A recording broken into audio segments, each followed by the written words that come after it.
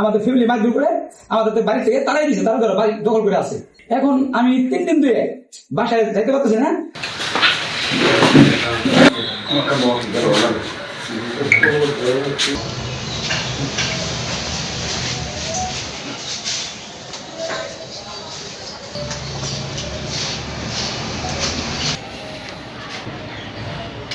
আমার একটা ওয়ার্কশপ আছে, ওইখান থেকে কামাই করে আমি সংসার চালাই।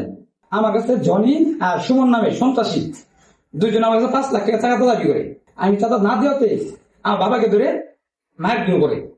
মারধর করার পরে আমি থানায় যাই। থানায় যাই সেটা পুলিশ নিয়ে আসি। পুলিশ আমারে বাসায় রেখে আসে। পুলিশ নিয়ে আসা, পুলিশ আমার বাসায় রেখে আসা পরে করে আমার পুলিশ যখন চলে জায়গা তখন আবার আমার মারধর করে। মারধর করে আমার বাবার মারধর করে আমাদের ফ্যামিলি মারধর করে আমাদের বাড়ি থেকে তারাই দিছে, তারা ধরো বাড়ি দখল করে আছে।